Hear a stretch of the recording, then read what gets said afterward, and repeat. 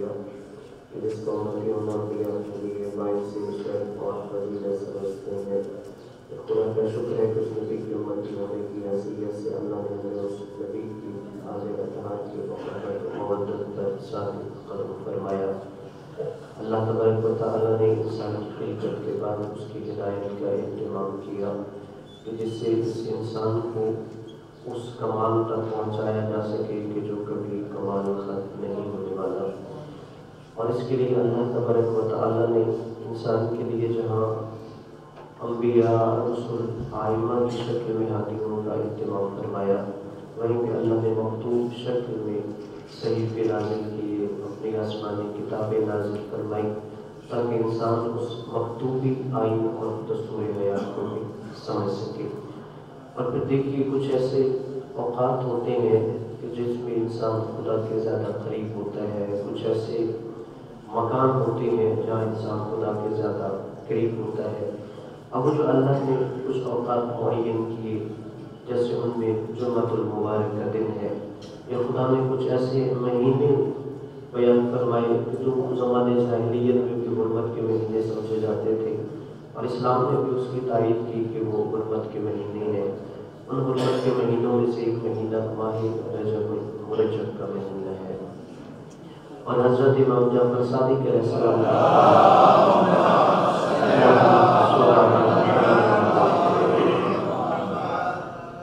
آپ نے فرمایا کہ رجب در حقیقت بہشت میں ایک نہر کا نام ہے کہ اس کا پانی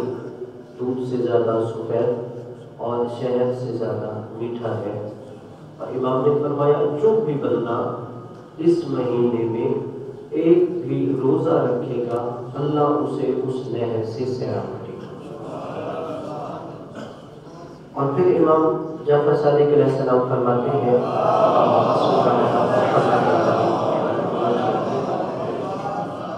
کہ رجب کو اصب بھی کہتے ہیں، الف صاد اور با،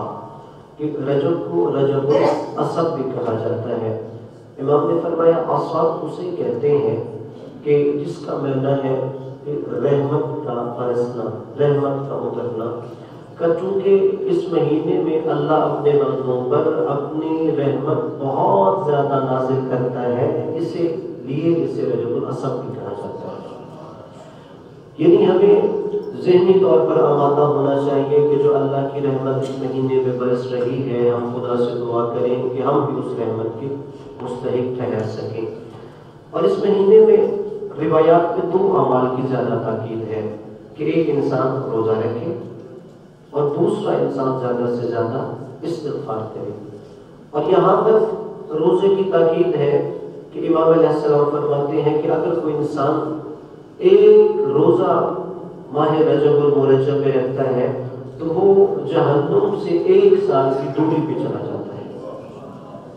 اور پھر امام فرماتے ہیں اگر کوئی انسان 3 روزے رکھتا ہے تو اللہ اس کے اوپر جنت واجب قرار دیتا ہے۔ اور پھر ایک اور روایت ہے شیخ عباس قمی مفاتیح الجنان کے اندر بھی لکھی ہے کہ اگر کوئی انسان روزہ نہیں رکھ سکتا، جیسے آپ جانتے ہیں کہ ایک انسان کچھ ایسی مرض میں مبتلا ہے جیسے وہ کڈنی پیشنٹ ہوتا ہے، وہ روزہ نہیں رکھ سکتا، یا شوگر کا مریض ہے ڈاکٹر نے منع کیا، یا اس کی عمر اتنی زیادہ ہو گئی اب وہ روزہ نہیں رکھ سکتا، اور وہ یہ چاہتا ہے کہ میں بھی ثواب حاصل کروں،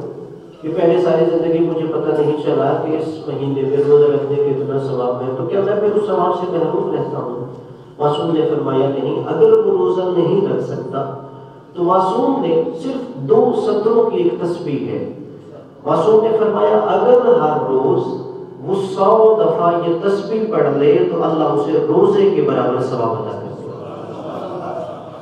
اس لیے کوشش کریں اگر آپ روزہ رکھ سکتے ہیں کم از کم 1 یا 3 روزے رکھیں اس مہینے میں تو بہت بہتر ہے۔ اگر کوئی روزہ نہیں رکھ سکتا، علیم ہے، مریض ہے، کبرسینی کی وجہ سے، تو اس تسبیح کی ضرور تلاوت کرے۔ اور پھر دوسرا عمل روزے کے بعد معصوم نے مغفرت طلب کرنے کا کہا۔ انسان خدا کی بارگاہ میں اس مہینے میں زیادہ سے زیادہ مغفرت طلب کرے، اس لیے کہ یہ اللہ کی طرف سے رحمت کے برسنے کا مہینہ ہوتا ہے۔ کہ جب ہم اس مہینے میں صدق کے دل سے خدا کی بارگاہ میں استغفار کریں گے، مغفرت طلب کریں گے، تو یقیناً اللہ تبارک و تعالیٰ ہماری خطاؤں کو معاف کر دے گا۔ جو ہے کہ اللہ تبارک و تعالیٰ اس مہینے کے صدقے میں ہمارے گناہوں کو معاف فرمائے اور سب کے مرحومین کے درجات بلند فرمائے۔ اپنے اپنے گناہوں کی بخشش کے لیے، مرحومین کے بلندی درجات کے لیے، دعاؤں کی قبولیت کے لیے بلند السلام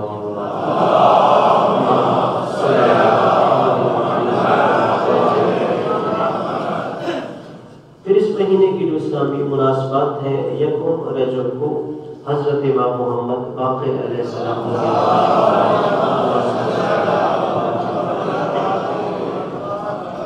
پھر 3 رجب جو کل دن گزرا ہے وہ حضرت امام علی نقی علیہ السلام کی شہادت کا دن تھا۔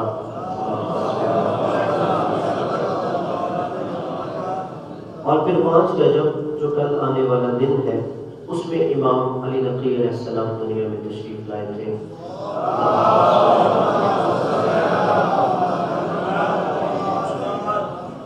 اور اسی ہفتے میں پھر 2 اور جو اسلامی مناسبات ہیں، ایک 9 رجب المرجب ہے جو حضرت علی اصغر علیہ السلام کا یوم میلاد ہے، اور دوسرا 10 رجب کا دن ہے جو ہمارے 9ویں امام حضرت محمد تقی علیہ السلام کا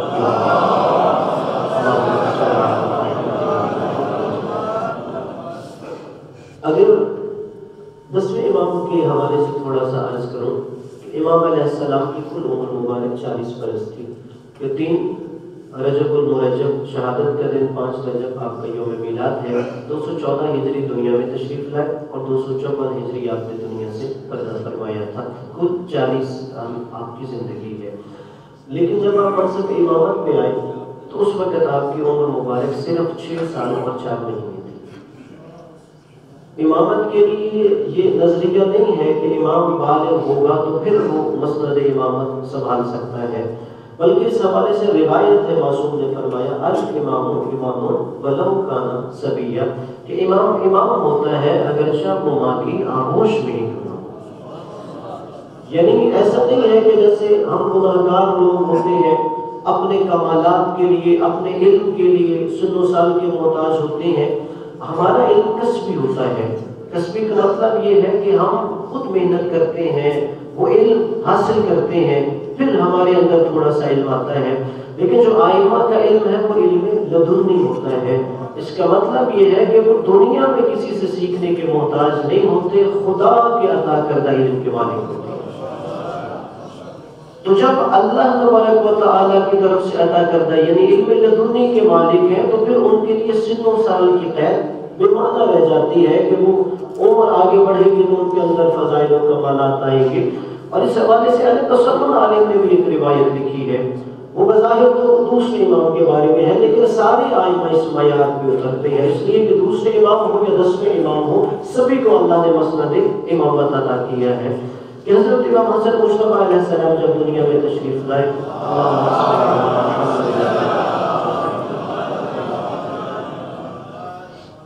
تو جناب سیدنا کے گھر کی ایک کنیز ہے، نام ان کا عمر فاضل تھا۔ انہوں نے دیکھا کہ 3 دن امام کی ابھی ظاہری حیات ہے اور آپ کو صحن میں سلایا ہوا تھا، تو کنیز نے دیکھا کہ دوسرے امام مسلسل آسمان کو ٹکٹکی باندھ کے دیکھتے جا رہے ہیں، یعنی آپ نے آسمان پہ اپنی نظریں ٹکائی ہوئی ہیں اور وہاں سے آپ نظریں نہیں پلک نہیں جھپک رہے، نظر نہیں ہٹاتے۔ تو وہ کنیز پریشان ہو گئی، وہ دوڑتے ہوئے حجرے میں گئی، خاتون جنت اور مولا علی سے عرض کرتی ہیں کہ ذرا آپ باہر تشریف لائیے کہ آپ کا بیٹا خیریت سے ہے، کہ وہ مسلسل ایک جگہ پر نظریں جما کے آسمان کو دیکھتا جا رہا ہے۔ تو امیر المومنین علیہ السلام بعض تشریف لائے۔ امیر المومنین علیہ السلام نے جب مولا حسن کو اس کیفیت میں دیکھا کہ آپ مسلسل آسمان کو دیکھتے جا رہے ہیں، تو آپ نے فرمایا جناب الفضل سے کہ تم ویسے پریشان ہو گئی، ان ابن الحسن یطالع اللوح المحفوظ، میرا 3 دن کا بیٹا حسن لوح محفوظ کا مطالعہ کر رہا تھا۔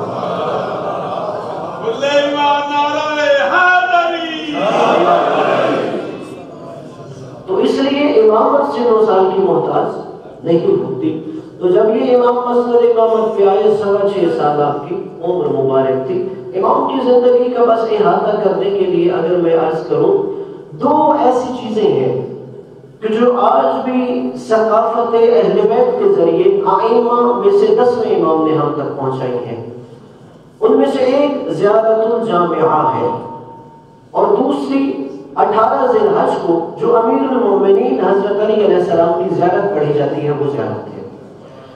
اب دیکھیے، اگر کسی بندے نے خدا کو پہچاننا ہو، خدا کی معرفت حاصل کرنی ہو، تو ہمیں کیسے پتہ چلے کہ اللہ کیا ہے، خدا کو ہم کیسے پہچانیں گے؟ جیسے کہ کئی دفعہ میں عرض کر چکا ہوں کہ خدا کو ہم اس کی صفات کے ذریعے پہچانتے ہیں، یعنی خدا کو ظاہری خط و خال سے نہیں پہچانتے۔ مخلوق کو آپ ظاہر سے پہچانتے ہیں، مثلا میں نے کوئی نام لیا، آپ کے ذہن میں اس کی شکل آ گئی، اس کا چہرہ آ گیا، اس کا ظاہری وجود آ گیا، مگر جب میں اللہ کا نام لوں گا تو آپ کے ذہن میں کوئی ایسی مجسم تصویر نہیں آئے گی، بلکہ آپ کے ذہن میں اللہ کی صفات آئے گی۔ ہاں، وہ عالم ہے، وہ ہر چیز پہ قدرت رکھتا ہے، وہ ہمیشہ سے زندہ ہے، ہمیشہ رہے گا، خدا کو ایسے پہچانتے ہیں۔ اب اگر ہم نے خدا کی حقیقی معرفت حاصل کرنی ہے تو وہ ہمیں صفات کہاں سے مل سکتی ہیں؟ اگر آپ نے وہ خدا کی حقیقی معرفت حاصل کرنی ہے اس کی صفات کے ذریعے، تو آپ دعائے جوشن کبیر پڑھیں، یعنی وہ دعا ہے کہ جو آپ اکثر شب قدر میں بھی پڑھتے ہیں، اس کے اندر اللہ کی 1000 صفات بیان کی گئی۔ اگر آپ کو ساری صفات پڑھتے رہیں، یعنی بندہ ایک دن میں نہیں، سمجھیے کہ اس کی مختلف فصول ہیں، آپ ایک دن میں صرف ایک فصل پڑھیں یہ معرفت کے لیے، اور ایک یہ خدا کی صفت میں غور کریں۔ اس طرح بے شک آپ 6 مہینے میں وہ دعا جوشن کبیر میں جب بصیرت کے ساتھ پڑھیں گے تو آپ کو سمجھ آئے گا کہ خدا کی معرفت، اس کی ذات کیسی ہے، یعنی یہ تو خدا کو پہچاننے کے حوالے سے۔ اور پھر علماء کہتے ہیں کہ اگر آپ نے ائمہ اہل بیت علیہم السلام کی معرفت حاصل کرنی ہے تو زیارت الجامعہ کی تلاوت کریں، یعنی آپ یہ نہ کہیں کہ فلاں عالم کیا کہتا ہے ائمہ کے بارے میں، فلاں شخصیت کیا کہتی ہے۔ یہ جو 10ویں امام نے ایک زیارت بیان کی ہے، مستند ہے، علم و رجال، علم و درایت کے اعتبار سے اتھینٹک ہے، معتبر ترین یہ روایت ہے، جس میں کسی شک کی گنجائش نہیں ہے، اس میں خود 10ویں امام نے ائمہ کا تعارف کروایا ہے۔ اگر آپ اس زیارت کا ایک ایک جملہ پڑھ لیں تو آپ کو پتہ چل جائے گا کہ ائمہ کا مقام کیا ہوتا ہے۔ اور پھر اس زیارت کا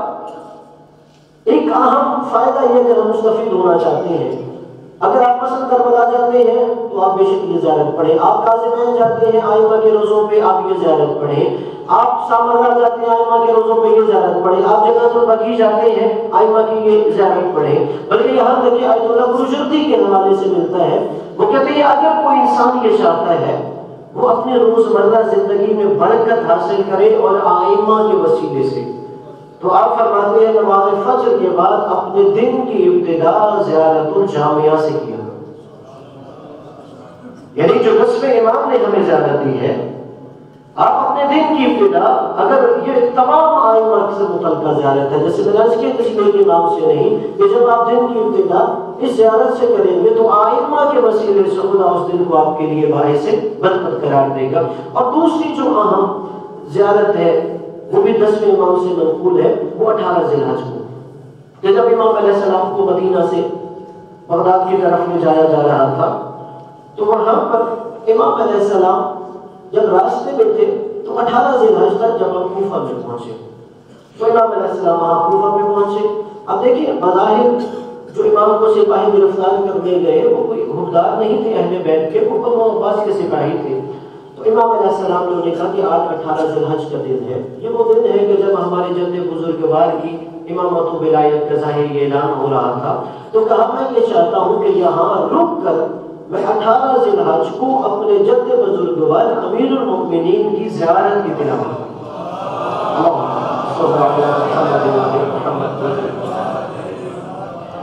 تو دیکھیے یہ قدرت کا عجیب انتظام تھا، تو وہاں پہ امام علیہ السلام رکے اور وہاں پر امام علیہ السلام نے مولا علی کو مخاطب کرتے ہوئے وہ زیارت تلاوت کی۔ اور آپ ساری زیارتیں پڑھ لیں،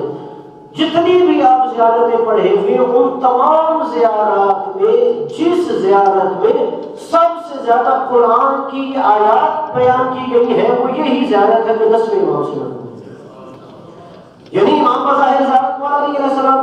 کر کے پڑھ رہے ہیں، لیکن ساتھ وہ جو دشمن سپاہی ہیں انہیں بھی بتا رہے ہیں کہ میرا جد علی کیا ہے، کہ فلاں آیت یہ میرے جد علی کی امامت پہ دلیل ہے، فلاں آیت میں میرے جد علی کی ولایت پہ دلیل ہے، فلاں آیت یہ میرے جد کی فضیلت کی دلیل ہے۔ مولا نے اس زیارت کے ذریعے بتایا کہ اگر نبی کے بعد کوئی ولایت، امامت اور رہبری کا حق رکھتا ہے تو وہ ہمارا جد علی ابن ابی طالب ہے۔ اللہم صلی اللہ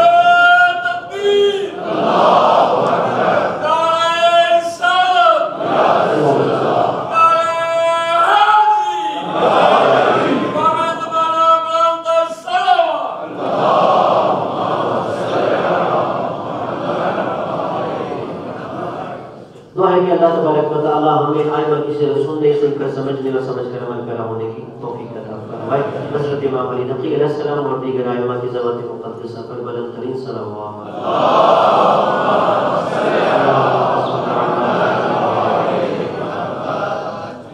اور پھر کچھ میں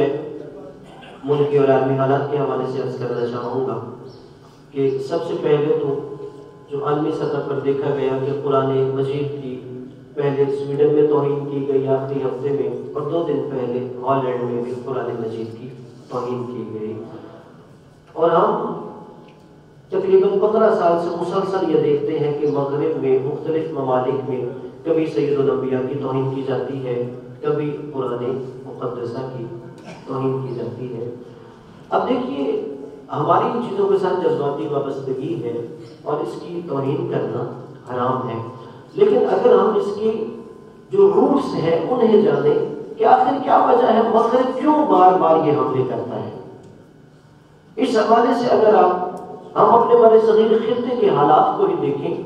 اور سمجھیں کہ مغرب مسلمانوں اور اسلام کے جذبات کے ساتھ کیسے کھیلتا ہے۔ یہاں بڑے صغیر جب 1857 کو جنگ آزادی ہوئی اور بظاہر مسلمان اس جنگ آزادی میں ناکام ہوئے اور انگریزوں نے یعنی برطانیہ نے اس پورے علاقے پر قبضہ کر لیا، تو یہاں کے ایک ڈپٹی گورنر تھے ولیم میور، نوجوانوں کو پتہ ہوگا، انہوں نے ایک کتاب بھی لکھی تھی رسول اسلام کے خلاف، پھر اس کا جواب سر سید احمد خان نے دیا تھا۔ ولیم میور جو یہاں پہ ڈپٹی گورنر تھا، اس نے برٹش گورنمنٹ کو ایک خط لکھا تھا، اگر ہو سکے تو آپ کو خط کا مطالعہ کریں، بس اس کا میں ایک تھوڑا سا اقتباس پیش کروں گا۔ اس نے برطانوی حکومت کو کہا کہ بظاہر 1857 کی جنگ آزادی آپ جیت چکے ہیں، لیکن یہ عارضی جنگ ہے جو آپ نے جیتی ہے، اگر آپ واقعی مسلمانوں پر غلبہ پانا چاہتے ہیں اور مسلمانوں کو اپنا غلام بنانا چاہتے ہیں، محکوم بنانا چاہتے ہیں، تو آپ نے 3 چیزوں پہ کام کرنا ہے مسلمانوں کے لیے۔ سب سے پہلے جو محمد کا قرآن ہے اس کے خلاف کام کرو، دوسرا جو محمد کی تلوار ہے یعنی جو ان کے اندر جذبہ جہاد ہے اس کے خلاف کام کرو، اور کہا جو تیسرا جو ان کے دل میں اپنے نبی کے ساتھ محبت اور عشق ہے اس کے خلاف کام کرو، یعنی انہیں قرآن کے متعلق شک میں ڈال دو کہ یہ الہامی کتاب نہیں ہے، یا نعوذ باللہ تم قرآن کی اس قدر توہین کرو کہ ان کے دل میں وہ قرآن کا احترام نہ رہے، یا دوسرا ان کے دل سے جو ایک اسلام کے لیے لڑنے مرنے یا جذبہ جہاد ہوتا ہے اگرچہ اس کی شرائط ہوتی ہے جو اللہ نے سورۃ الحج میں بیان کی ہے وہ تم ختم کر دو، اور تیسرا جو نبی کے ساتھ ان کا ایک عشق ہے اسے ختم کر دو۔ اور پھر اس حوالے سے عملی طور پر بھی مغرب نے کام کیا، یہ تو ابھی جسارتیں ہونا شروع کی۔ اس کے بعد دوسری جنگ عظیم سے پہلے مغرب میں لوگوں نے قرآن کی حقانیت کے خلاف کام کرنا شروع کیا، اور کہتے ہیں کہ جرمنی کی میونخ یونیورسٹی اس نے اس کے لیے کروڑوں ڈالرز اپنا بجٹ رکھا، اور انہوں نے کہا کہ قرآن مجید کے خلاف جتنی ہو سکی اپنی کوششیں کرو تاکہ ہم یہ ثابت کریں یہ قرآن الہامی کتاب نہیں ہے جو مسلمانوں کے دل میں اس کا تقدس ہے، یہ ویسی قرآن نہیں ہے اللہ کی نازل کرنا۔ اور اس میں ہے کہ 42,000 قرآن کے نسخے انہوں نے اکٹھے کیے، یعنی جب سے قرآن نازل ہوا پہلی صدی سے لے کے اس 13ویں صدی تک انہوں نے تقریباً 42,000 قرآن کے نسخے جہاں سے بھی انہیں ملا انہوں نے اکٹھا کیا، اور اس کے بعد انہوں نے تحقیق کرنا شروع کی کہ کہیں قرآن میں تحریف ہوئی ہو، قرآن کے اندر کہیں نہ کہیں کوئی زیادتی ہوئی ہو، کہیں نہ کہیں قرآن کے اندر ہمیں غلطی مل جائے، ادب کے لحاظ سے، فصاحت کے لحاظ سے قرآن کی کوئی پیش کوئی غلط ثابت ہوئی ہو، اور اس کے بعد نتیجہ کیا نکلا؟ انسائکلوپیڈیا برٹانیکا ہے، اس کے 8 ایڈیشن کے اندر یہ جملہ ہے، اور یہ جملہ کس کا ہے؟ جو مغرب کے ہاں غیر مسلم قرآنیات میں اتھارٹی سمجھا جاتا ہے، اس نے یہ جملہ کہا۔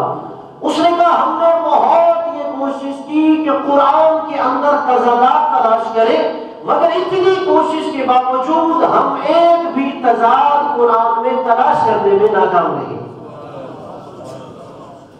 یعنی اس کا مطلب ہے کہ جو اسلام کا دشمن ہے، جو قرآن کا دشمن ہے، وہ عملی طور پر قرآن کو تسلیم کر چکا کہ ہم اس قرآن کا جواب نہیں دے سکتے، اسے نعوذ باللہ غلط ثابت نہیں کر سکتے، تو انہوں نے قرآن کی توہین کرنا شروع کر دی۔ تو اس حوالے سے ہماری یہ ذمہ داری بنتی ہے کہ ہمیں اتنا زیادہ اپنا تعلق قرآن سے مضبوط کرنا چاہیے، اتنا زیادہ ہمیں قرآنیات پر کام کرنا چاہیے، اور اپنا تعلق رسول اسلام سے جوڑنا چاہیے۔ اور پھر اس کے بعد جو دوسرے ملکی حالات کے حوالے سے عرض کرنا چاہتا ہوں، سب سے پہلے تو اب پھر دوبارہ فرقہ واریت شروع ہو رہی ہے، اور یہ آخری ہفتے میں ڈیرہ اسماعیل خان میں 2-3 مومنین کو شہید کیا گیا، اور 3 دن پہلے میڈیا نے یہ خبر نہیں چلائی، 18 گھنٹے سے زیادہ شیعہ اپنا ایک جنازہ رکھ کر دھرنا دے کر ڈیرہ اسماعیل خان کے مین بائی پاس پہ بیٹھے رہے، اور اس کے بعد جب فوج کے کرنل آئے، وہاں کے ڈپٹی کمشنر آئے، تو انہوں نے انہیں صرف یقین دہانی کروائی، ہاں ہم قاتل تلاش کریں گے، اس کے بعد اس شہید کو دفنایا گیا۔ اور جو جانتے ہیں کہ پہلے بھی ڈیرہ اسماعیل خان کے علاقے میں، چونکہ وہ پنجاب اور سرحد کے بارڈر پہ ہے، شاید وہاں پر انہیں دہشت گردوں کو زیادہ اپنے سہولتکار مل جاتے ہیں، وہاں پر پہلے بھی اہل تشیع کا بے دریغ خون بہایا گیا۔ جو وہاں کے امام بارگاہوں کے متولی تھے وہ وہاں سے ہجرت کر گئے، جو وہاں کے سرکردہ اہل تشیع شخصیات تھی، تاجار تھے، وہ وہاں سے ہجرت کر گئے کہ ہماری یہاں پہ جان مال ناموس حفاظت کی کوئی ذمہ داری نہیں دیتا۔ اور یہ تعجب کی بات ہے کہ اہل تشیع، یعنی وہ مسلک کے جس سے تعلق قائد اعظم محمد علی جناح کا تھا، وہ صرف یہ حکومت سے پوچھنے کے لیے کہ کیا آپ ہمارے قاتل کو گرفتار کر سکتے ہو، وہ اس ٹھنڈی ہوئی سردی میں 18 گھنٹے اپنا جنازہ روڈ پہ رکھتا ہے، اور پھر حکومت اسے یہ تسلی دیتی ہے۔ اور اس میں کوئی شک نہیں کہ ان دہشت گردوں کے سہولت کار اداروں کے اندر موجود ہوتے ہیں، اس لیے کہ جب سے ہمارے پڑوسی ملک افغانستان میں حکومت تبدیل ہوئی ہے، تو وہاں سے 40,000 دہشت گرد جو تحریک طالبان پاکستان کے نام سے یہاں دہشت گردی کرتے ہیں، وہ افغانستان سے پاکستان میں منتقل ہو چکے ہیں۔ اور یہاں تک کہ آپ کے ایک بڑی سیاسی تنظیم کا جو چیئرمین ہے، اس نے بھی یہ اعلان اعلان میڈیا پہ بات کی ہے، اور ہمارے ادارے تسلیم کرتے ہیں۔ آخر کیا وجہ ہے کہ والا کے پاکستانی، شمالی وزیرستان کے پاکستانی صرف اپنے شہروں میں اس لیے دھرنا دیتے ہیں کہ اب دوبارہ ہم اپنے علاقوں میں ان دہشت گردوں کو بسانا نہیں چاہتے، لیکن کیوں ادارے انہیں گرفتار نہیں کرتے؟ اور شاید ادارے سمجھتے ہیں کہ اس ملک میں جو سب سے سستا خون ہے وہ شیعہ حیدری قرار ہے، کہ ان کا لہو اگر بہا دیا جائے، پھر قواریت پھیلا دی جائے، تو ہم سیاسی حالات کا رخ بھی بدل دیں گے، اپنے سیاسی ترجیحوں کا بھی رخ بدل دیں گے، اور جو اس ملک کے طاقتور حلقے اپنے مفادات حاصل کرنا چاہتے ہیں، اب اس افراتفری میں اپنے مفادات بھی حاصل کرتے ہیں۔ تو اس لیے شیعہ قوم کو اس طرف متوجہ ہونا چاہیے کہ پھر دہشت گرد جمع ہو رہے ہیں، آپ کو بھی اپنی حفاظت کے لیے سب سے پہلے خود سوچنا چاہیے، اور پھر اس ملک کے جو طاقتور حلقے ہیں، ارباب اقتدار ہیں، جو ایجنسی ہیں، انہیں متوجہ ہونا چاہیے کہ وہ دہشت گرد جو علل اعلان اہل تشیع کے خلاف تکفیری نعرے لگاتے ہیں، اور پھر قتل کے بعد علل اعلان اس پر فخر کرتے ہیں، کہ انہیں گرفتار کر کے قرار واقعی سزا دی جائے۔ اور پھر پچھلے ہفتے جو پاکستان کی اسمبلی نے ترمیمی بل پیش کیا 298A آرٹیکل، کہ اس میں ترمیم کی گئی کہ وہ کیا ہے کہ اگر کوئی صحابہ یا اہل بیت یا امہات المومنین کی توہین کرتا ہے تو اس کی سزا 10 سال قید سے عمر قید تک ہونا چاہیے. پہلے یہ سزا 3 سال قید تھی. اور یہ کس نے بل پیش کیا؟ جماعت اسلامی کے MLA ہیں اکبر چترالی صاحب، انہوں نے پیش کیا. میں صرف یہی کہتا ہوں کہ جماعت اسلامی کے اکبر چترالی صاحب کہ اگر آپ اپنی تنظیم کے مؤسس بانی مولانا ابوالعلا مودودی صاحب کی کتاب خلافت و ملوکیت پڑھ لیں اور اس کے بعد اسی اسمبلی سے کہے تو کیا ان پر یہی ترمیمی بل نافذ نہیں ہوگا؟ یعنی اس کا مطلب یہ ہے کہ اگر تاریخ کے حقائق بیان کیے جائیں تو کہہ دیا جائے کہ آپ فوراً اس کی زد میں ہم FIR کر دیں. اور ہم کیوں اہل تشیع اس پہ آواز بلند کر رہے ہیں؟ اس لیے کہ پہلے بھی سب سے زیادہ اس ترمیمی بل کا سہارا لے کے اہل تشیع کے نوجوانوں کو نشانہ بنایا گیا، اہل تشیع کے علماء کو نشانہ بنایا گیا، خطباء کو نشانہ بنایا گیا. اور اس بل کے پیچھے اگر تو عمل قائم کرنا ہو تو ہمارے سرکردہ مخی شخصیات اب بھی حاضر ہے، لیکن صرف مقصد یہ ہے کہ اس کے ذریعے اہل تشیع کو اور دیوار کے ساتھ لگایا جائے اور جب بھی کوئی انتقامی کارروائی کرنی ہو اس بل کا سہارا لیا جائے. یعنی اس کا مطلب یہ ہے کہ اگر میں نبی کے بعد وہ تمام حالات و واقعات بیان کروں کہ جو مسلمانوں کو درپیش تھے تو آپ مجھ پر ترمیمی بل کی آرڈیننس نافذ کر دیں گے. اگر میں یہ بیان کروں نبی کی بیٹی سچی تھی اور انہوں نے اپنا مقدمہ کیسے لڑا تھا، آپ کہیں گے اس کے اوپر یہ مقدمہ نافذ ہوتا ہے. اگر میں کہہ دوں امیر المومنین حق پہ تھے، جو ان کے مقابل میں آئے وہ باطل پہ تھے، آپ کہیں گے نہیں اس نے توہین کر دی ہے. اگر میں یہ کہوں کہ مسلسل مولا علی علیہ السلام کی برسر ممبر ایک خاص شخص توہین کر رہا تھا، آپ کہیں گے آپ نے پھر بھی کسی کی توہین کر دی. اگر میں یہ کہوں کہ کوفہ کے گورنر نے فجر کی نماز 2 رکعت حالت شراب میں 4 رکعت پڑھا دی تھی، آپ کہیں گے پھر آپ نے توہین کر دی ہے. اور اگر میں یہ کہوں کہ اسلام میں سب سے پہلے اقربا پروری اور حکومت میں کرپشن کس اقتدار میں ہو رہا تھا تلاش کرو، آپ کہیں گے پھر توہین ہو گئی. اس کا مطلب یہ ہے کہ آپ نوجوانوں کو اسلامی تاریخ نہیں پڑھانا چاہتے، آپ بنو امیہ کی تاریخ پڑھانا چاہتے ہیں، آپ بنو عباس کی تاریخ پڑھانا چاہتے ہیں. اور شاید حکومت کے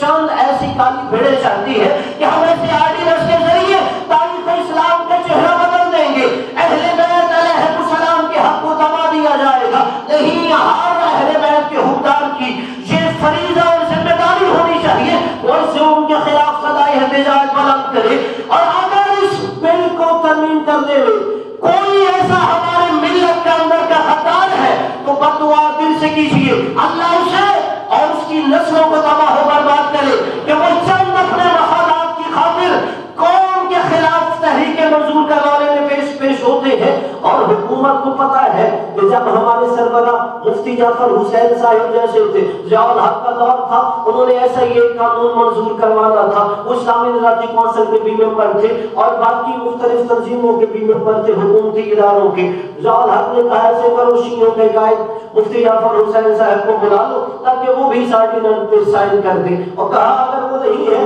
تم ایسے کرو اسے اپنا جہاز بھجواؤ، اپنے جہاز کے ذریعے اسے بلوا دو. اور یہاں تک کہ مفتی جعفر حسین صاحب نے کہا نہیں، میں حکومتی جہاز پہ نہیں آنا چاہتا، میں اپنے خرچے پہ آؤں گا. اور یہاں تک کہ جب وہاں پہ کانفرنس کے بعد جب وہاں پہ اجلاس ہو گیا، تھوڑا سا وقفہ ہوا تو مفتی جعفر حسین صاحب ایک کونے میں جا کے انہوں نے اپنا ٹفن کھولا اور کھانا شروع کر دیا. اور اس کے بعد حکومتی اداروں کو پتہ چل گیا کہ جو بندہ اس قدر خوددار ہے، جس کے اندر اتنا خوف خدا ہے کہ وہ ہمارے لقمے بھی کھانا پسند نہیں کرتا، کیا وہ ہمارے آگے بک جائے گا؟ جو اپنا کھانا بھی گھر سے لے کے آتا ہے، ہماری میزوں پہ سجائے ہوئے کھانے نہیں کھاتا، کیا وہ بک جائے گا؟ بس جب تک ایسی خوددار ہمارے سرکردہ شخصیات ہو، ملت کا قوم اور سر بلند رہتا ہے. لیکن جب دیکھا جائے کہ اپنے ذاتی مفادات کی خاطر قوم کو بکرا بنایا جاتا ہے تو پھر وہاں قوم کو آگے بڑھنا چاہتا ہے تو وہاں قوم کو صدائے احتجاج بلند کرنی چاہیے. لیکن اب بھی ہمیں پورا یقین ہے، جیسا کہ ایک دستوری طور پہ تحریری حکم نامہ جاری ہوا کہ جو در حقیقت علامہ حافظ ریاض نجفی صاحب کی طرف سے تھا، شیخ محسن نجفی صاحب کی طرف سے تھا، علامہ ساجد نجفی صاحب کی طرف سے تھا، اسی طرح MWM کے قائد علامہ راجہ ناصر آباد صاحب نے بھی واضح طور پہ تو موقف اپنایا ہے کہ ہمیں اس آرڈیننس کے خلاف میدان عمل میں آنا پڑے گا، اور ہم کوئی ایسا قانون منظور نہیں ہونے دیں گے کہ جس کے ذریعے ہماری قوم اور ملت کو دبایا جا سکے، اور اس کے ذریعے سب سے پہلے حکومت کو صحابیت کی تحریف بیان کرنی چاہیے، توہین کے حدود و قیود بیان کرنے چاہیے، تاکہ پھر اس آرڈیننس کو نافذ کیا جائے اور آپ کو ہر فورم پہ آپ کا تعلق کسی بھی پلیٹ فارم سے ہو صدائے احتجاج بلند ہونی چاہیے، ورنہ ہماری آنے والی نسلوں کو اس کا خمیازہ بھگتنا پڑے گا۔ اور جیسا کہ پہلے ایک سائبر کرائم آرڈیننس نافذ کیا گیا اور اس میں بھی کچھ ایسی شکیں ڈالی گئی، اور ہم نے دیکھا کتنے ایسے نوجوان تھے کہ جنہیں لاعلمی کی وجہ سے انہوں نے کوئی پوسٹ کی اور یہاں تک کہ 10 سالوں میں قید سنا دی گئی، اس لیے کہ جب وہ سائبر کرائم آرڈیننس آ رہا تھا اس وقت بھی قوم متوجہ نہیں تھی۔ در حقیقت متوجہ انہیں ہونا چاہیے یا انہیں کرنا چاہیے جو ملت تشیع کے اداروں میں نمائندگی کر رہے ہوتے ہیں، اور وہ ہے کہ مالک کائنات اس قوم تشیع میں اتفاق و اتحاد قائم و دائم فرمائے اور ملت تشیع کے غدار اور ان کی نسلوں کو تباہ و برباد فرمائے۔ بسم اللہ الرحمن الرحیم، انا اعطیناک الکوثر فصل لربک وانحر ان شانئک هو الابتر۔